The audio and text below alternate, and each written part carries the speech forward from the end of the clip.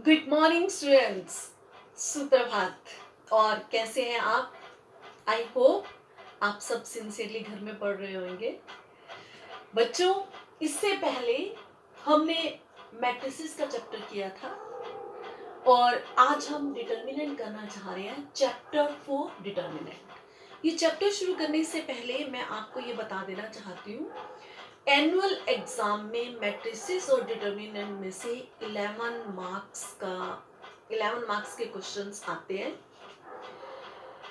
जिसमें से डिटर्मिनेंट की कंट्रीब्यूशन कंपैरेटिवली ज्यादा होती है।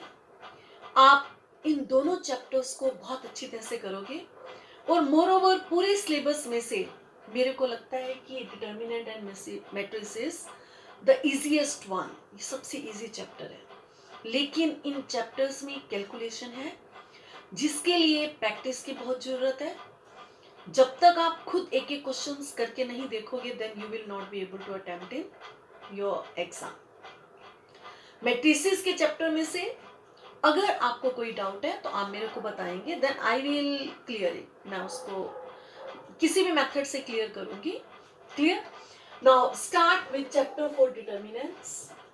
सबसे पहले हम ये देखते हैं कि डिटर्मिनेंट क्या है। ये डेफिनेशन मैंने बुक में से लिखी है, लेट अस सी क्या है इसमें।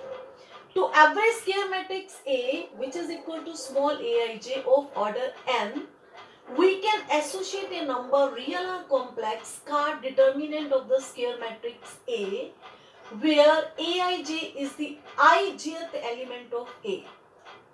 और इसको ऐसे भी डिफाइन किया गया है, a function which associates each square matrix with a unique number, real or complex. कुछ नहीं समझ आया? I know ये क्लियर नहीं हुआ। अब मैं आपको इसको एक बहुत सिंपल लैंग्वेज में क्लियर करती हूँ। देखिए बेटा, इसको समझने के लिए सबसे पहले हम दो इक्वेशंस लेते हैं, a1x plus b1y is equal to c। Second equation a2x plus b2y, c1 कर दीजिए, इसको c2 कर दीजिए। नाउ हमें मालूम है these are the two linear equations. These are the linear equation in two variables and these are the two linear equations. Clear? अगर मैं इस इक्वेशन को मैट्रिक्स फॉर्म में लिखूं, जो कि हम पीछे वाले चैप्टर्स में एक दो क्वेश्चंस में करते भी हैं, मैं इसको मैट्रिक्स फॉर्म में कैसे लिखूंगी? इनके जो कोएफिशिएंट्स हैं a1 b1 then a2 b2, ये मेरी एक मैट्रिक्स बन जाएगी, इनटू जो अननोन्स हैं x and y is equal to constants c1 and c2। This is linear equation in two form, ये इसकी एल्जेब्रिक फॉर्म है। ये मैंने इन इक्वेशंस को मैट्रिक्स फॉर्म में लिखा है, ये मैट्रिक्स इक्वेशन है। और ये कैसे बनी है?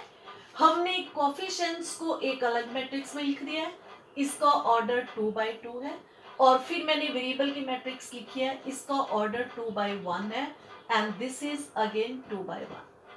आप कहोगे मैडम ये इसके बराबर कैसे है? हमने पिछले चैप्टर में मल्टीप्लिकेशन सीखी है, आप इनको मल्टीप्लाई करके देखो फर्स्ट मैट्रिक्स का number of columns second matrix के नंबर ऑफ रोज के बराबर है। इसका मतलब मैं इनको मल्टीप्लाई कर सकती हूँ, और मल्टीप्लाई करने के बाद मेरा क्या आएगा? उसका ऑर्डर आएगा 2/1, मीन्स उसमें 2 रोज होंगी, कॉलम एक ही होगी। क्लियर? और यहाँ पे तो हमारे पास एक ही मैट्रिक्स है, ये ऐसे कैसे रहेगी? अब जरा इनको जरा मल्टीप्लाई करके देखो, इसका ऑर्डर 2/1 है, तो यहाँ पे एलिमेंट मेरा बनेगा a11। a11 कैसे आएगा? First row first column, corresponding elements को मल्टीप्लाई करके ऐड करना है, a1x प्लस b1y, ये मेरा a11 हो गया। अब ऐसे ही लिखो a21 second row first column, ये मेरे पास आएगा a2x प्लस b2y। बीच में इक्वेशन का साइन है, ये इक्वल मैट्रिसेस है, देखो वही इक्वेशन आ गई मेरे पास, a1x plus b1y is equal to c1, a2x plus b2y is equal to c2। Meaning thereby इन लीनियर इक्वेशंस को मैं मैट्रिक्स फॉर्म में लिख सकती हूं इस तरह से। क्लियर?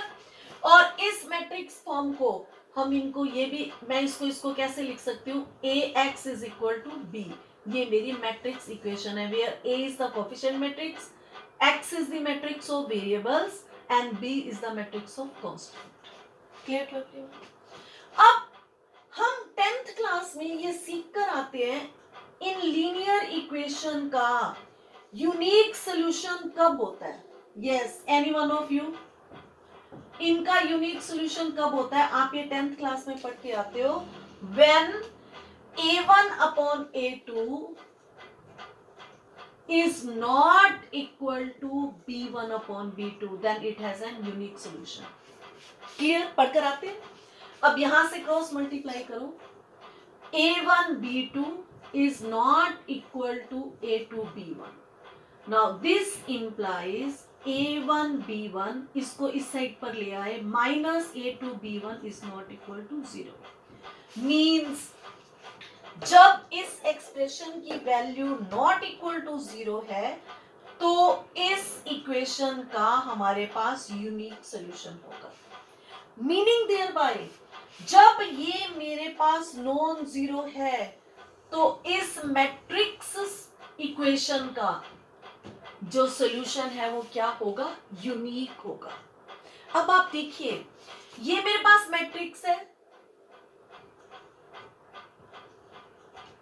ए मैट्रिक्स है, ये एक्स है और ये बी है। अब ये जो मैट्रिक्स है हम पढ़ के आए हैं फर्स्ट चैप्टर में, matrix is simply an arrangement of numbers, rectangular arrangement of number, जो रेक्टेंगुलर भी हो सकती है, स्क्वायर भी हो सकती है। क्लियर? लेकिन यहाँ पे हम स्क्वायर मैट्रिक्स की बात करेंगे क्योंकि जो डिटर्मिनेंट है वो हमेशा स्क्वायर मैट्रिक्स के साथ एसोसिएट होता है। अब इस मैट्रिक्स, ये तो सिंपली अरेंजमेंट ऑफ नंबर है, मैं इसमें कोई कैलकुलेशंस, इसको मैं सॉल्व नहीं कर सकती क्योंकि एक सिंपल अरेंजमेंट ऑफ नंबर्स है। इसीलिए हमें इस मैट्रिक्स के साथ ये नंबर एसोसिएट करना पड़ेगा। अगर इस नंबर की वैल्यू नॉन जीरो है तो हमें पता चलेगा इस मैट्रिक्स इक्वेशन का यूनिक सॉल्यूशन रहेगा। क्लियर? अब बताइए ये नंबर कैसे आया? ये नंबर कैसे आया? ये नंबर आया, अगर मैं इस नंबर को ऐसे लिखूं, a1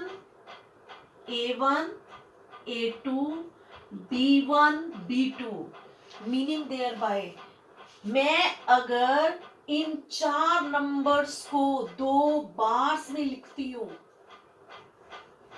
तो हम इसको कहते हैं this is the determinant of matrix A. ये मैट्रिक्स ए का डिटर्मिनेंट है। और ये नंबर कौन से हैं? ये नंबर वही हैं जो इस मैट्रिक्स के एलिमेंट्स हैं। और इस डिटर्मिनेंट की वैल्यू कैसे मैंने निकालनी है? a1 b2, a1 को b2 से multiply, a1 b2 minus b1 a2, अब नीचे, पहले ऊपर से नीचे फिर नीचे से ऊपर, माइनस b1 a2, मीन्स अब अगर मैं ये नंबर इस मैट्रिक्स के साथ एसोसिएट करती हूं और अगर इसकी वैल्यू जीरो के इक्वल नहीं है, then I can make the conclusion इस मैट्रिक्स इक्वेशन का सॉल्यूशन यूनिक होएगा। Clear to everyone? और ये जो नंबर है, बिकॉज ये कहां से आता है? a1 b2 minus b1 a2, ये हमेशा स्क्वायर फॉर्म में होगा, चाहे ये 2/2 ऑर्डर का हो, चाहे 3/3 ऑर्डर का हो, चाहे 1 ऑर्डर का हो। इसीलिए डिटर्मिनेंट हमेशा स्क्वायर मैट्रिक्स से एसोसिएट होता है। अब आप देखिए, इसको समझिए। To every square matrix A, पहली बात, ये मैट्रिक्स जो है ये स्क्वायर होनी चाहिए। रेक्टेंगुलर मैट्रिक्स के साथ कोई नंबर एसोसिएट नहीं होता, उनके साथ कोई डिटर्मिनेंट नहीं होता। Is to every square matrix A of order n, we can associate a number जो रियल भी हो सकता है, कॉम्प्लेक्स भी हो सकता है, और उस नंबर को हम कहते हैं determinant of the square matrix ए। अब इसका नाम डिटर्मिनेंट क्यों बना, determinant of the square matrix ए? क्योंकि यही क्वांटिटी डिटरमाइन करती है इस मैट्रिक्स इक्वेशन का सॉल्यूशन यूनिक होगा या नहीं होगा, इसलिए इसको डिटर्मिनेंट का नाम दिया गया। तो अब आप समझिए, suppose I have an matrix ए, कोई भी मैट्रिक्स ले लेती हूं मैं, सपोज कर लो यहाँ पे 2 1 3 5, मेरे पास I have an matrix A of order 2x2, square matrix होनी चाहिए, चाहे वो ऑर्डर 1 की हो, चाहे 2 की हो, चाहे 3 की हो, चाहे 4 5 कितने भी ऑर्डर की हो, दैट डजंट मैटर। हाँ, ये अलग बात है, हमने केवल ऑर्डर 3 तक को स्टडी करना है। हमने +2 के सिलेबस में ऑर्डर 3 तक 1 2 एंड 3 ऑर्डर की हम स्टडी करेंगे, वैसे ये किसी भी ऑर्डर की हो सकती है। Okay, then I have a matrix A of order 2, then determinant of A, क्या मैं इसको लिखूंगी determinant of A, या फिर हम इसको डिनोट करेंगे A लिखकर 2 बार्स, या फिर हम इसको डिनोट करेंगे डेल्टा से। ये 3 नोटेशंस हैं इसे डिनोट करने के लिए। Yes, then determinant of A, then determinant of matrix A, that is A determinant, what it will be 2 bars, यही नंबर्स लिखेंगे 2 1 3 5, दिस इज द डिटर्मिनेंट। और इस डिटर्मिनेंट की हम वैल्यू निकाल सकते हैं। इस डिटर्मिनेंट की क्या वैल्यू होती है, 2 × 5 10 माइनस, अब मेरे को ये नहीं लगाना, यस, इसकी वैल्यू क्या होती है 2 × 5 10 minus 3 × 1 minus 3, this is equal to 7. Now this is a number 7 which is associated with the matrix A. Matrix A इसको स्क्वायर ब्रैकेट्स में लिखा जाता है और it is simply an arrangement of numbers, rectangular arrangement of number, whereas determinant हम इसको इसकी value निकाल सकते हैं, इसको कहते हैं एक्सपेंड कर सकते हैं, और ये एक नंबर होता है, चाहे ये रियल हो चाहे ये कॉम्प्लेक्स। एवरी स्क्वायर मैट्रिक्स के साथ जो हम ये डिटर्मिनेंट ऑफ ए का नंबर एसोसिएट करते हैं, इस वैल्यू, इसको हम कहते हैं this is the determinant of A. ये कैसे आई, a1 b2 minus b1 a2, और यही क्वांटिटी डिटरमाइन करती है कि इस मैट्रिक्स इक्वेशन का सॉल्यूशन यूनिक होगा या नहीं होगा, इसीलिए इस नंबर को नाम डिटर्मिनेंट दिया गया, और ये हमेशा स्क्वायर मैट्रिक्स के साथ एसोसिएट होगा। Clear to everyone? अब दूसरे वे में इसकी डेफिनेशन लिखी गई, it is an function from set of matrices. What is the domain? Domain is the set of matrices to the set of real numbers, that is f of a, this is equal to k, where a is a matrix from the domain which is the set of matrices and k is a real number. Then f of a, it is the determinant of a, which is simply a number. Clear to everyone? So what is a determinant? It is a number which is associated with a square matrix, और ये number वो है जो इस matrix के elements की calculation से आएगा, 2 × 5 माइनस 3 × 1। इसकी वैल्यू पॉजिटिव भी हो सकती है, नेगेटिव भी हो सकती है। वो कैसे? सपोज कर लो मैं इसी मैट्रिक्स में, अगर मैं सपोज कर लो इसी मैट्रिक्स में यहाँ पे ये मेरा एलिमेंट -5 हो गया, सपोज कर लो -5 हो गया। अब इसका डिटर्मिनेंट, अब डिटर्मिनेंट को हमने किससे डिनोट करना है, ए बार। इन बार को आपने मॉडुलस से कंफ्यूज नहीं करना, modulus is quite different thing. Clear? जो डिटर्मिनेंट है ये मैट्रिक्स के साथ एसोसिएट है, और वो भी स्क्वायर मैट्रिक्स के साथ। Now A bar, this is equal to 2 1 3 -5। इसकी वैल्यू कैसे निकलेगी?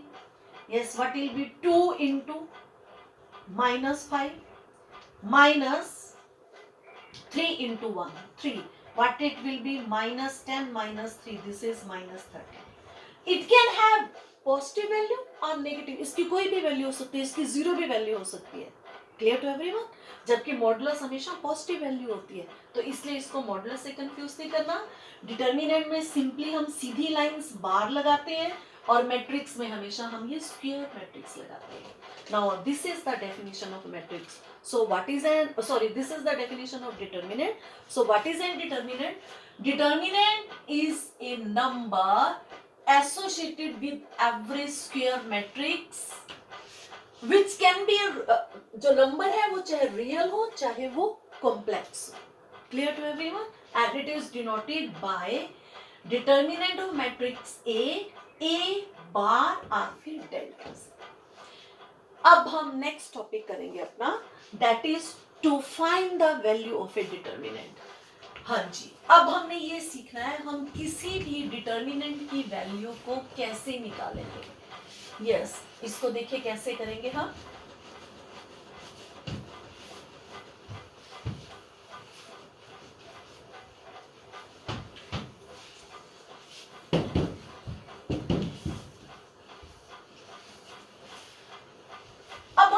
बारी बारी सभी डिटर्मिनेंट्स की वैल्यू निकालना सीखेंगे. पहले सपोज कर लो मेरे पास एक square matrix of order n है. Yes, I have N square matrix A of order n. ये 1 by 1. तो नेचुरल है इसका डिटर्मिनेंट क्या बनेगा? A determinant, this is equal to 2 determinant of 2 and its value will be 2. That is to find value of a determinant. अब हमने determinant की value find out करना सीखना है. ये मेरे पास फर्स्ट डिटर्मिनेंट ऑफ ऑर्डर 1. अब हम करेंगे डिटर्मिनेंट ऑफ ऑर्डर 2. मान लो मेरे पास एक मैट्रिक्स B है, इसका ऑर्डर 2 है, 4 -1 3 5, 2 by 2 किया. अब इसका डिटर्मिनेंट क्या होगा? मैं लिखूंगी B डिटर्मिनेंट या फिर determinant of matrix B. Yes, what it will B? Determinant 4 -1 3 5. Yes, what will B it's value? अभी मैंने आपसे डिस्कस किया है, एग्जांपल दिया मैंने आपको. 4 into 5 20 माइनस, और इसको करेंगे 3 into -1, it will be -3. It will be 20 plus 3, this is equal to 23. ये हमने ऑर्डर 1 की वैल्यू निकाली, ये मैंने ऑर्डर 2 की वैल्यू निकाली. क्लियर? अब अगर मेरे पास कोई 3 ऑर्डर की मैट्रिक्स है, number 3, suppose I have an matrix A, C भी लिख सकते थे, of order 3 order 3 4 2 1 0 5 2 7 6. Suppose I have a matrix of order 3. Clear? अब मेरे को इसका डिटर्मिनेंट निकालना सीखना है. यस, कैसे सीखेंगे हम? सबसे पहले yes, what will be the पहले लिखिए इसका determinant. That is determinant of A. What it will be?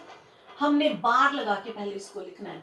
3 4 2 1 0 5 2 7 6. Yes, अब मेरे को ऑर्डर 3 के डिटर्मिनेंट की वैल्यू कैसे निकलेगी ये मैंने सीखा है.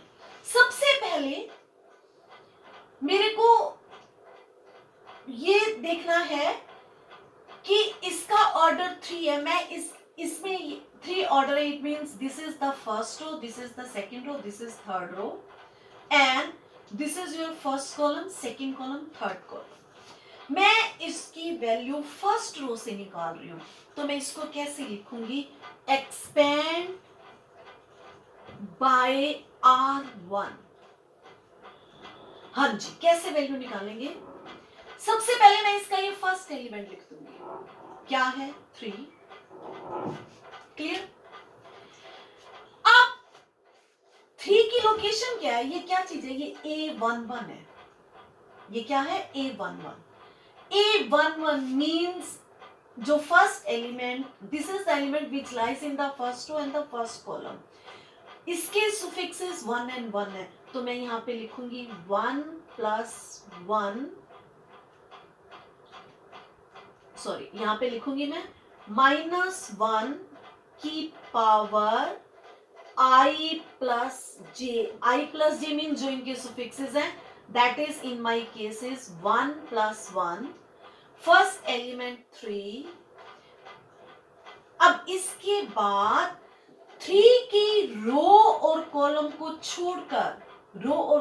छोड़कर जो ये बाकी डिटर्मिनेंट रह जाएगा 0 5 7 6, first element of first row, इसकी रो और कॉलम को छोड़ दीजिए, जो ये बाकी डिटर्मिनेंट रह जाएगा ऑफ ऑर्डर 2 वो, फिर प्लस,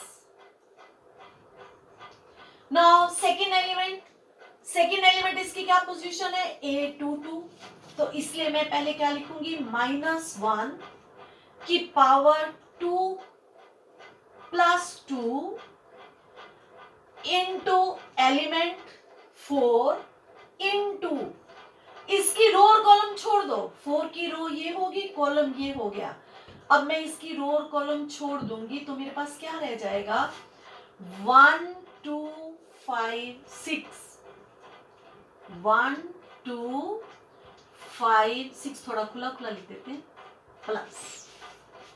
अब थर्ड एलिमेंट पे आ जाओ, इस एलिमेंट की क्या लोकेशन है, this is sorry 1 plus 2, this is A11, this is A12 and this is A13, क्या लिखूंगी -1 की पावर 1 प्लस 3, एलिमेंट कौन सा है 2, अब इसी की रो एंड कॉलम छोड़ दीजिएगा, ये क्या आ जाएगा 1027, 1027। अब आप देखिए 2 ऑर्डर का डिटर्मिनेंट आपको एक्सपेंड करना आता है, अभी हमने यहाँ पे इसकी वैल्यू निकालनी सीखी है, हम इसी मेथड से इसकी वैल्यू निकालेंगे।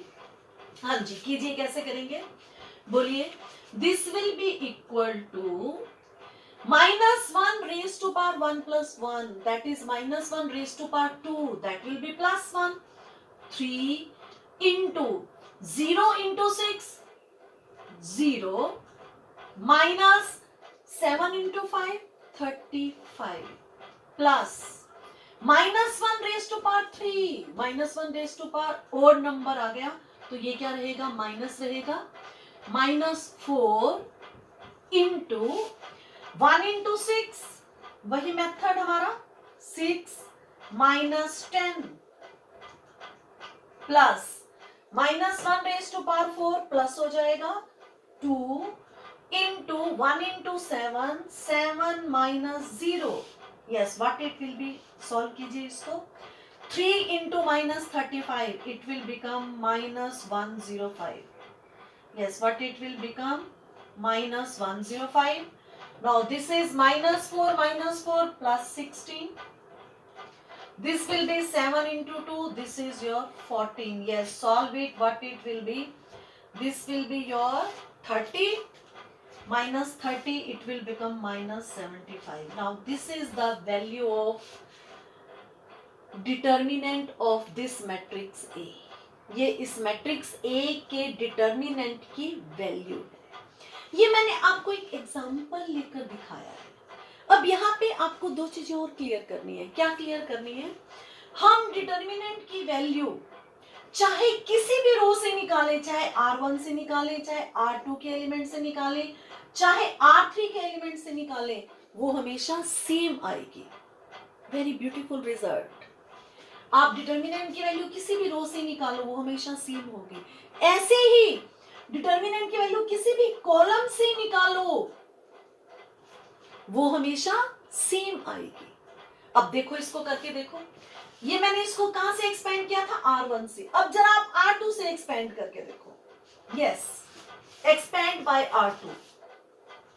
मैं इसको यहां पे करके दिखाती हूं आपको बेटा, यहां पे करते हैं इसको। Expand this determinant by R2. Expand it by R2. Second row से एक्सपेंड करो, वही का वही मेथड।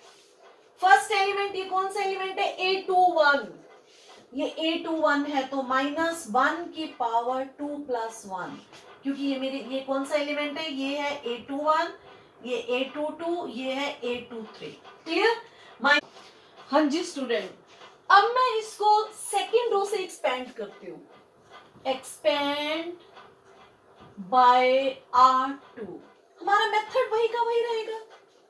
ये मेरे पास सेकेंड रो है, हाँ जी, इसका फर्स्ट एलिमेंट क्या है, 1, इसकी पोजीशन क्या है, A21, सेकेंड रो में फर्स्ट कॉलम में A21, तो मैं क्या लिखूंगी, -1 raise to power 2 + 1, element 1 into, इसकी रो और कॉलम को छोड़कर मेरे पास क्या डिटर्मिनेंट रहेगा, 4 2 7 6 प्लस, अब मेरा सेकेंड एलिमेंट क्या है, 0। अब देखो 0 को मैं कितने से, किसी से भी मल्टीप्लाई करूं, आंसर 0 होगा, एनी हो, हम करके देखते हैं। ये A22 है, तो इसमें मेरे को पहले लिखना चाहिए -1 raise to power 2 + 2 into 0 into 0 की रो और कॉलम को छोड़कर 3 2 2 6, मेरे पास ये डिटर्मिनेंट रहेगा, प्लस मेरा थर्ड एलिमेंट क्या है, 5, 5 से पहले इसकी पोजीशन क्या है, A23, -1 raise to power 2 + 3 into 5 into, इसकी रो और कॉलम को छोड़ दीजिएगा, 3 4 2 7, 3 4 2 7। हाँ जी, अब कीजिए calculation, -1 raise to power 3, -1 into 4 into 6 24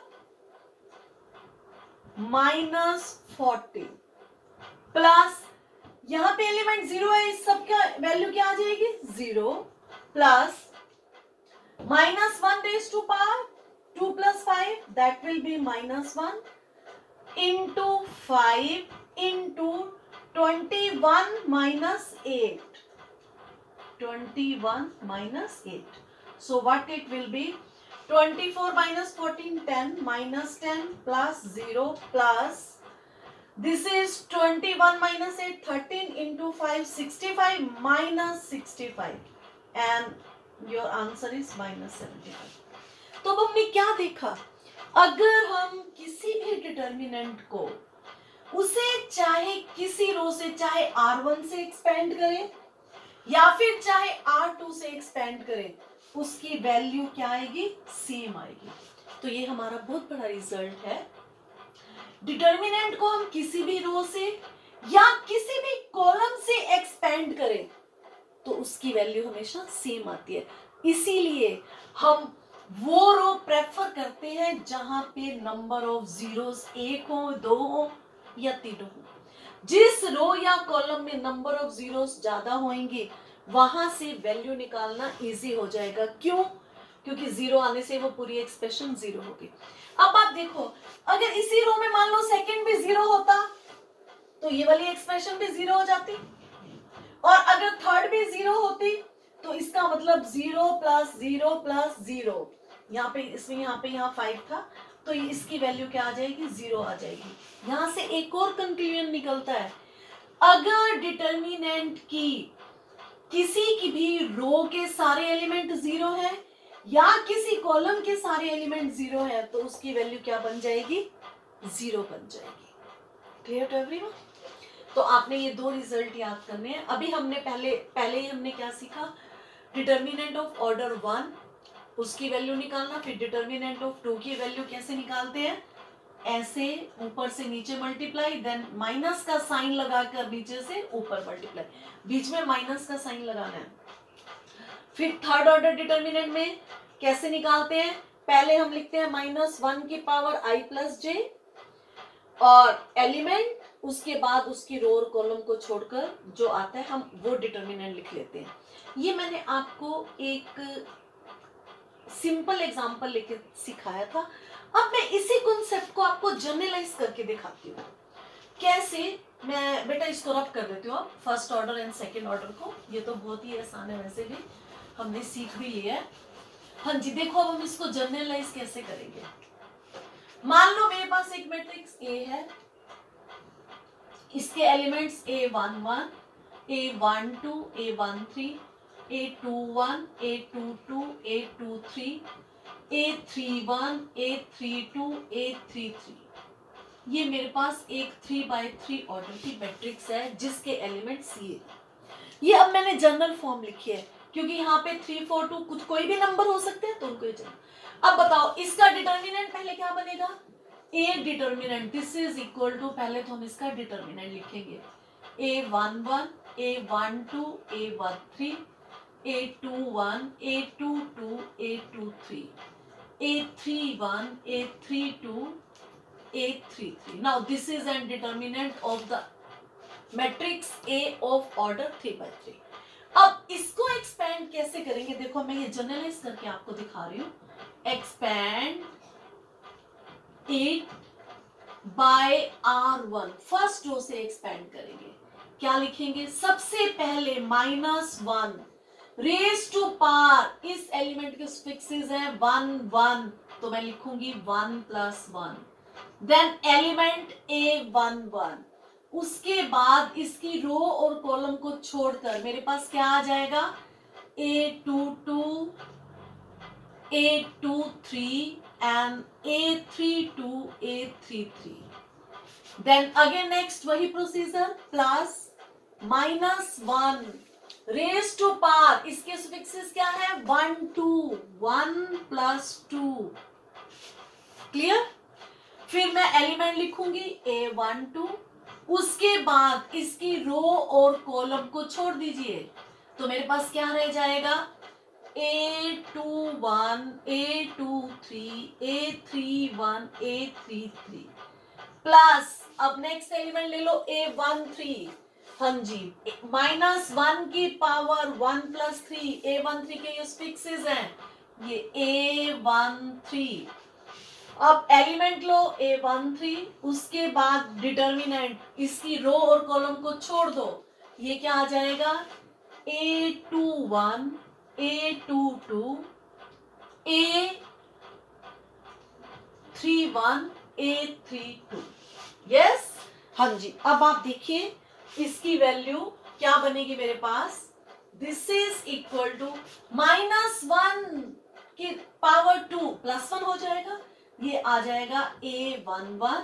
अब इसकी वैल्यू क्या रहेगी, मल्टीप्लाई करो ऐसे, A22, A33 माइनस नीचे से ऊपर, that is A32, A23 plus, अब -1 की पावर 1 + 3 ओड नंबर, तो ये माइनस हो जाएगा। अब मैं लिखूंगी -A12 into A21, A33 minus नीचे से ऊपर A31, A23 प्लस -1 की पावर 1 + 3 इवन नंबर, +1 हो जाएगा A13। और अब हम इसको ऐसे मल्टीप्लाई करेंगे, that is A21, A32 minus नीचे से ऊपर A31, A22। अब देखिए ये मैंने आपको जर्नल एक्सप्रेशन में एक 3 ऑर्डर के डिटर्मिनेंट को एक्सपेंड करके दिखाया। मीन्स अगर ये मेरे पास जर्नल फॉर्म है तो उसको एक्सपेंड ऐसे करेंगे, और ये हमारे पास क्या फार्मूला बनेगा, -1 raise to power I + J, जो भी इनके सुफिक्सेस होते हैं, इनटू एलिमेंट इंटू उस एलिमेंट की रो और कॉलम को छोड़कर जो भी सेकेंड ऑर्डर का डिटर्मिनेंट है। बारी बारी हर एलिमेंट के साथ हम ऐसे करेंगे। यहाँ पे एक पॉइंट और ध्यान देने वाला है, अगर फर्स्ट रो है उसके फर्स्ट एलिमेंट के सुफिक्सेस 1 + 1 तो ये पॉजिटिव हो जाएगा, सेकेंड एलिमेंट में ये नेगेटिव रहेगा क्योंकि यहाँ ओड पावर आएगी, और थर्ड एलिमेंट में फिर ये पॉजिटिव हो जाएगा। यही बिहेवियर थर्ड रो में रहेगा, -1 की पावर 3 + 1 इवन, ये प्लस हो जाएगा, ये नेगेटिव, ये प्लस, लेकिन सेकेंड रो में उल्टा चलेगा, ये नेगेटिव हो जाएगा, ये पॉजिटिव हो जाएगा, ये फिर नेगेटिव हो जाएगा। क्लियर? आपने बस ये फॉर्मूला याद करना है। तो अब हमने सीखा हम किसी भी फर्स्ट, सेकेंड और थर्ड ऑर्डर के डिटर्मिनेंट को हम कैसे एक्सपेंड करेंगे। क्लियर? अब मैं आपको एक्सरसाइज से एक दो क्वेश्चन कराती हूँ। हाँ जी, एक्सरसाइज में से हम question number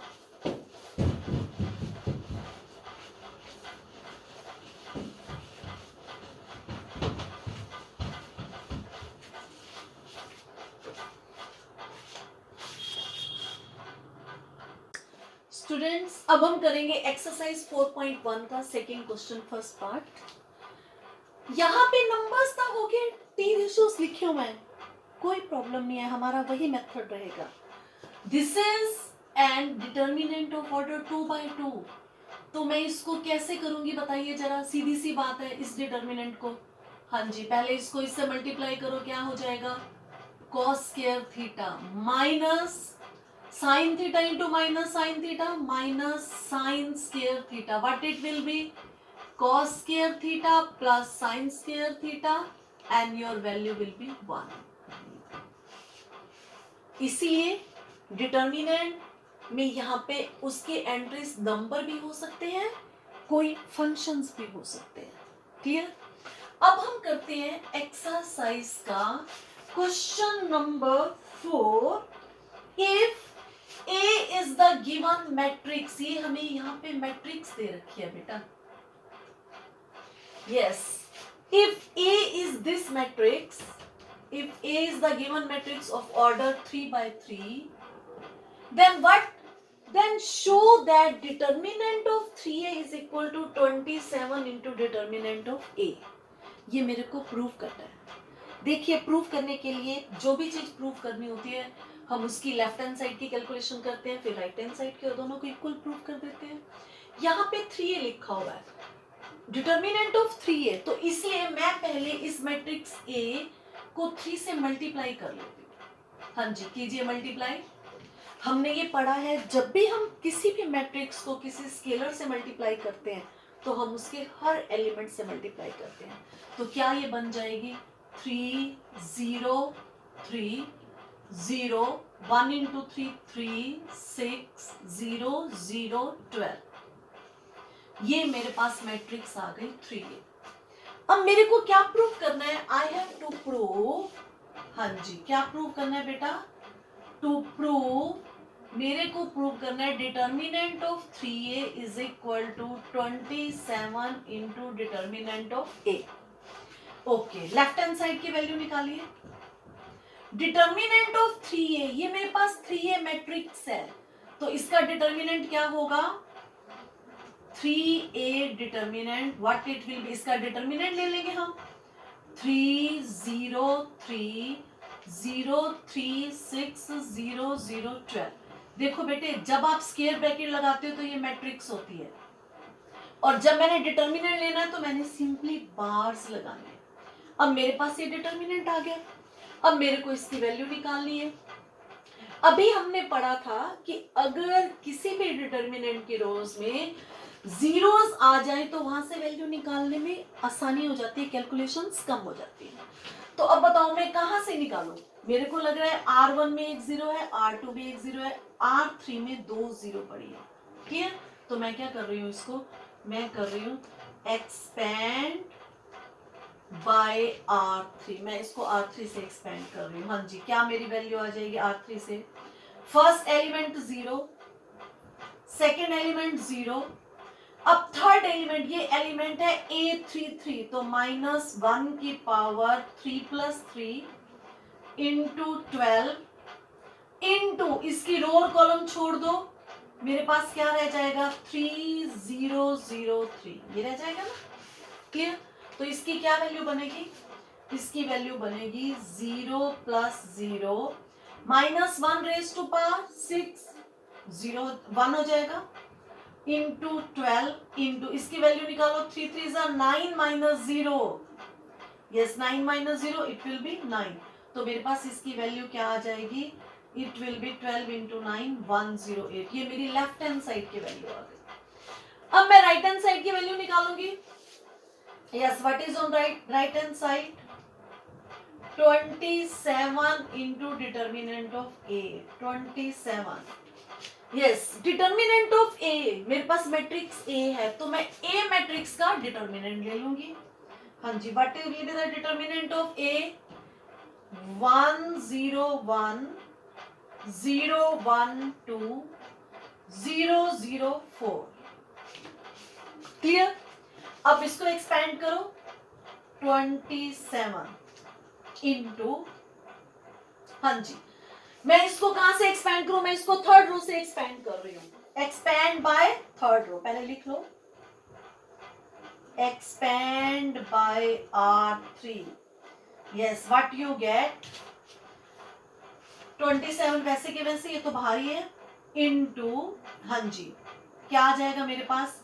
first element 0, second element 0, third element 833 minus 1 की पावर 3 प्लस 3 इंटू 4 इंटू इसकी रो और कॉलम को छोड़ दो. 1001 1001.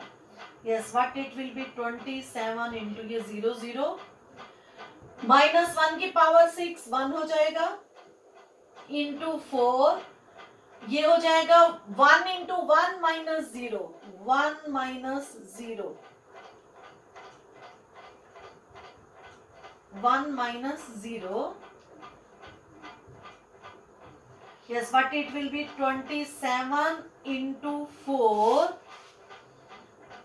This will be 108. Now, left hand side is equal to right hand side. Hence, it is proved. Clear? Left hand side is equal to right hand side. Therefore, it is proved. हो गया prove? अब आप देखो, ये question एक बहुत अच्छा result है. वो क्या रिजल्ट है देखिए इसको, यहां ध्यान दीजिए.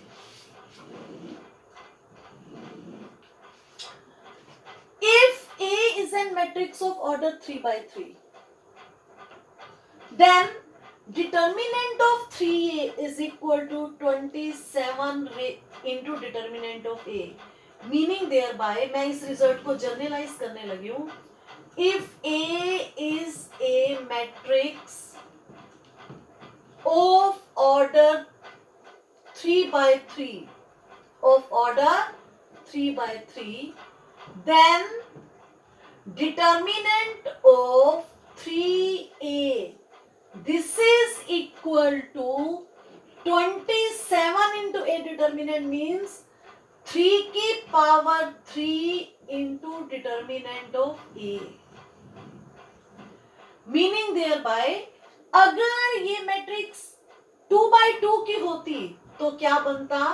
Determinant of 3A 3 raised to power 2 into determinant of A. और अगर ये मैट्रिक्स ऑर्डर n की है, if A is an matrix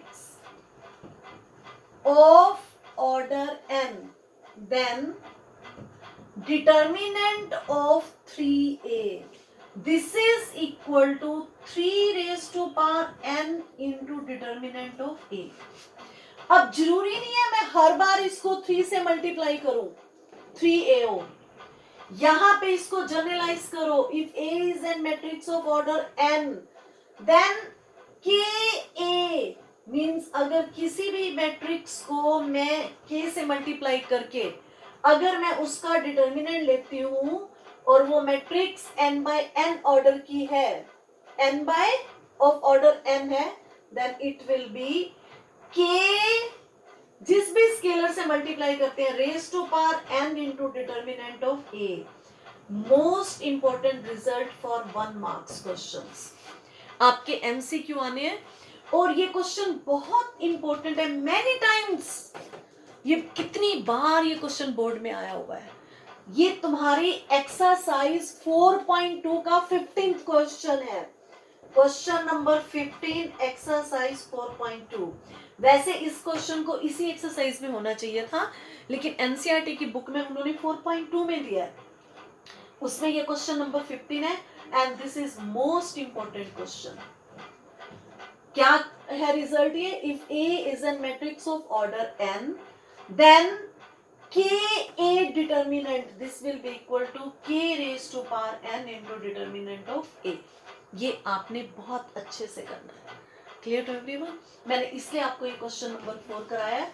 question number 3 same ऐसा क्वेश्चन है, वो ऑर्डर 2 की मैट्रिक्स के लिए है।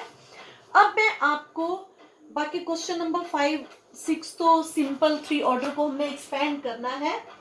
अब हम करते हैं क्वेश्चन नंबर 7 और 8, उसको आपको बताना, थोड़ा सा उसमें चीज एक्सप्लेन करनी है, वो भी 1 मार्क्स के लिए बहुत अच्छे क्वेश्चन है। What is your question number 7?